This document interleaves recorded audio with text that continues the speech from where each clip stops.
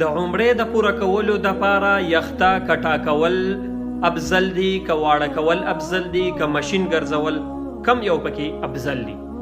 بسم الله الرحمن الرحیم. کوم کس چې عمره وکي نو افضل یخته کټا کول دي، سر کټا کول دي.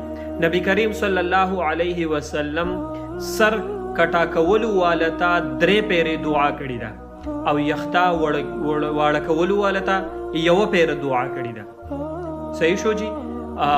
نو افضل طریقه یخته کټا کول شو. په دې باندې ځان پوهه کوي. 1 پیره ورته دعا کړې ده، خو هغه صورت کې کله چې ویښته غټي نو هغې نه باغ خپل قصر کولی، الګ بدي واړه کولی. صحیح شو جی؟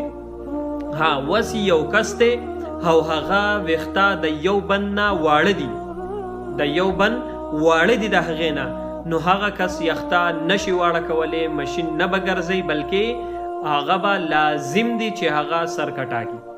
صحیح شو جی؟ په دې خبره کې دغه تفصیل او دا تاسو واورئ. ها ویښته کټا کول دا افضل دي، او چې کله ویښته غټي نو هغه وړه کولی شي، عمره په دې سره پوره شي.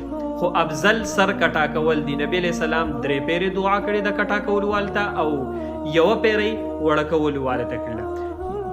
یو جز پکې بل شو چې کله ویښته د یو بند نه کمی نو هغه کس په لازم بیا سر کټا کوي، هغه واړه کولی نشي، هغه مشین راښکودی نشي. صحیح شو جی؟ جزاک الله خیر.